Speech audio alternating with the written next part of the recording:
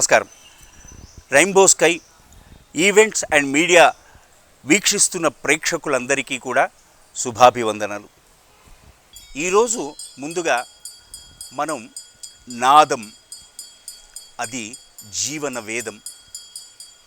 ఏమిటా నాదం అంటే ఓంకారం.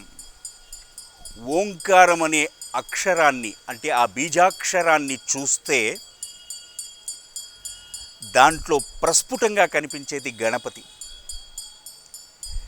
గణపతి అంటే చాలా విశిష్టమైనటువంటి ఇది ఉంది. అందులోనూ ఆదిదేవుడు పరమశివుడు అయినటువంటి శివుడి యొక్క డమరుక నాదం నుండి వెలువడిందే ఈ ఓంకారనాదం. ఈ ఓంకారనాదం చేస్తే మనిషికి ఏం కలుగుతుంది అది మాట్లాడుకుందాం.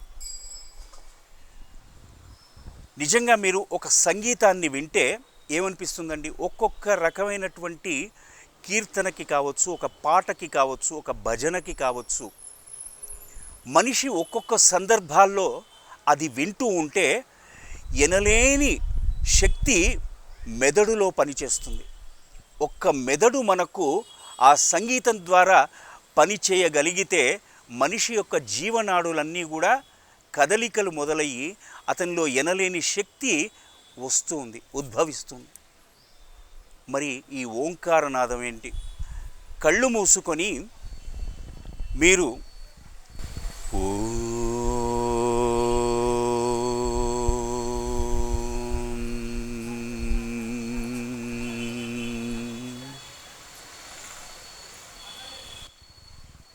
అని చూడండి, ఎనలేని శక్తి వస్తుంది. ఒక్కసారంటేనే మన కళ్ళు కానీ, మన మేధస్సు కానీ, మన జీవనాడులు, అందుకే అన్నాను నాదం జీవన వేదం అన్నాం. ఈ నాదం, ఈ సంగీతానికి ఉన్నటువంటి గొప్పతనం అది. ఈ ఓంకార నాదానికి ఉన్నటువంటి ఎనలేని శక్తి ఉంది.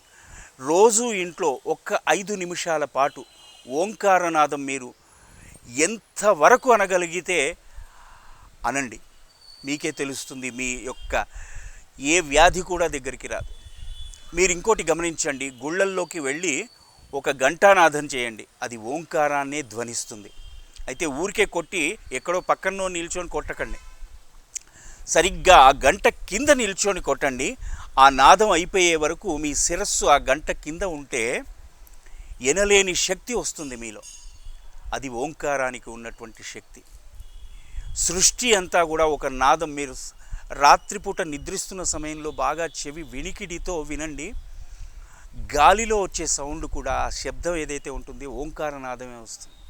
మీరు బాగా పరీక్షించి చూడండి, ఓంకారనాదం వస్తుంది. అందుకే రాత్రి నిద్రిస్తే తెల్లవారుజాములో బ్రహ్మీ ముహూర్తంలో లేచేవారి యొక్క మేధస్సు ఎలా శక్తివంతంగా పనిచేస్తుందో, వారి యొక్క ముఖ కవళికలు కూడా బ్రహ్మత్వాన్ని ఎలాగైతే పోలి ఉంటుందో అలా ఉంటుంది ఈ నాదానికి ఉన్నటువంటి గొప్ప శక్తి.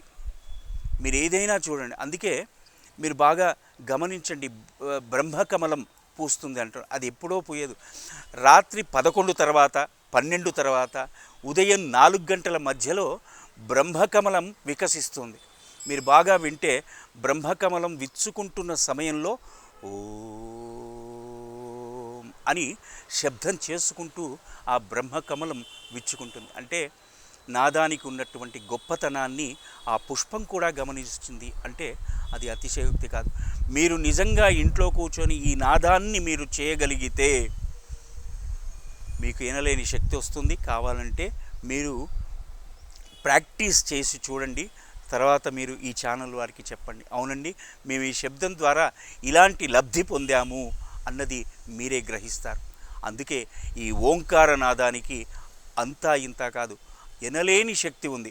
మీరేదో జపమో ఏదో తపమో చేయాలి, లేదా ఏదో మంత్రమో చదవాలేమో తపస్సు చేసేటప్పుడు అనుకుంటారేమో.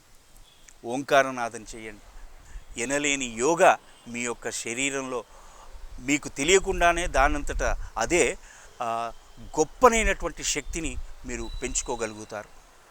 మరి ఇలాంటి ఓంకారనాదాన్ని మీరంతా ఈనాటి నుండే ఈ క్షణం నుండే మీరు మొదలు పెడితే మీ జీవితాలన్నీ కూడా మీకు ఎటువంటి శరీరానికి రుగ్మతలు లేకుండా ఉంటాయని చెప్పడంలో ఎటువంటి సందేహం లేదు అని చెప్పుకుంటూ సెలవు.